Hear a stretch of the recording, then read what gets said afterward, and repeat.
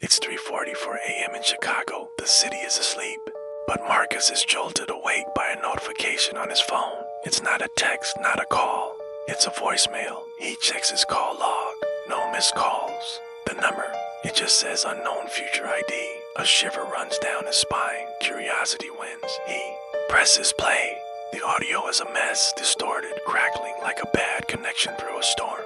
But underneath the static, he recognizes the voice. It's his own. Panicked, whispering a desperate, broken message. Don't go home tomorrow. It's already inside. He listens again and again. The words are clear enough, but the meaning is absurd. He lets out a nervous laugh. It has to be a prank, right? Maybe one of his tech-savvy friends messing with him, or some new kind of sophisticated spam call.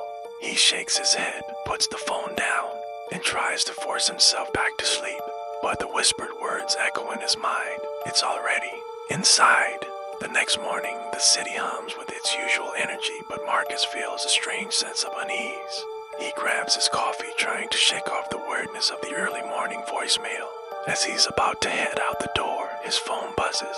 System update complete. He doesn't think much of it. Phones update all the time.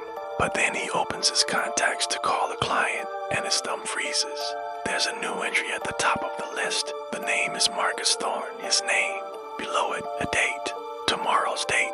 His heart starts pounding in his chest. This isn't a prank. This is something else before he can even process the impossible contact entry. Another notification pops up. A new voicemail. This time, the unknown future ID is gone. Replaced by the contact that just appeared, Marcus Thorne, his own name from tomorrow. His hand is trembling as he lifts the phone. To his ear, he hits play. There's no static this time. The audio is terrifyingly clear. It's his own voice screaming, a raw, guttural sound of pure terror.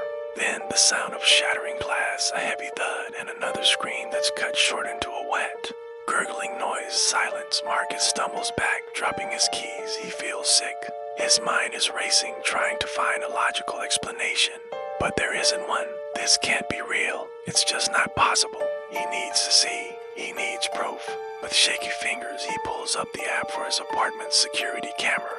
He always keeps it running. The live feed shows his empty kitchen just as he left it this morning.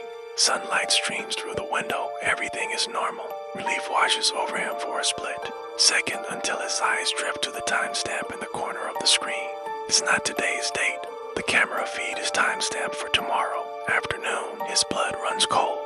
He's looking at his own future. He forces himself to watch, his eyes scanning every inch of the frame, the empty chairs, the clean counters, the familiar pattern of the floor tiles, and then he sees it, standing in the shadows by the refrigerator, perfectly still. It's tall, impossibly thin, its limbs bent at angles that aren't human. It's just standing there. Its shape is indistinct, a smudge of darkness in the bright afternoon sun. But it's undeniably there, in his kitchen, waiting. Marcus feels the air leave his lungs. The whispered warning from the first voicemail slams back into his mind. Don't go home tomorrow. It's already inside. He was being warned by himself. He was being given a chance to escape whatever was waiting for him in that apartment. The screams, the breaking glass.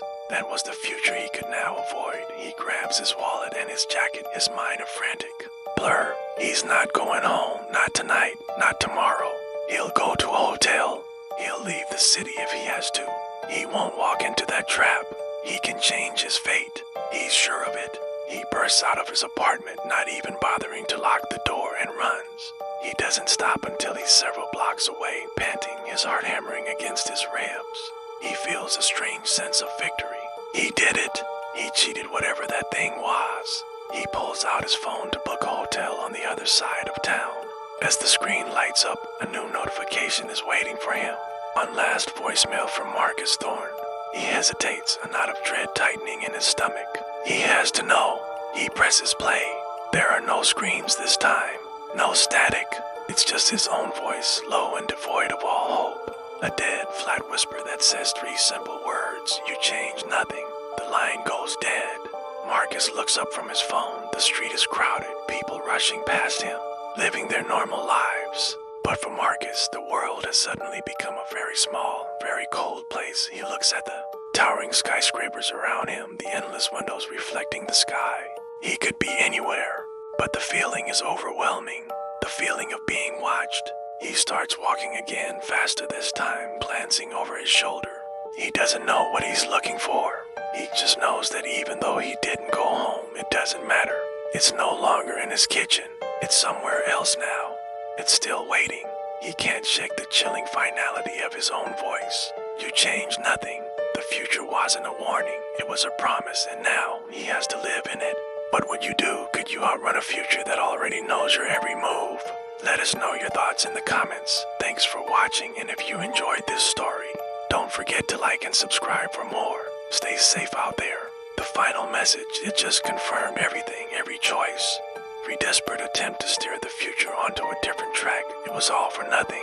The voicemail wasn't a warning this time. It was an epitaph, a cold, sterile recording of the end, just as it was always meant to be. I deleted it. I deleted all of them. I scrubbed my phone, my computer, trying to erase the ghost that had been haunting my life. I told myself it was over. The future had happened. I had survived somehow. Life had to go on. I tried. I really did. I went back to work, forced smiles at my colleagues, made small talk about the weather, about sports, anything mundane. I'd sit at my desk, the hum of the office a supposedly comforting drone. But my focus would shatter at the slightest thing, a flickering light overhead, a phone ringing on an empty desk. The way a shadow stretched just a little too long in the corner of my eye, I'd flinch, my heart hammering against my ribs, convinced I'd seen it, that thing from the future, just a glimpse, a distortion in the air. But when I'd look again, there was nothing, just my own reflection in the dark screen of my monitor, my face pale and drawn. Sleep offered no escape.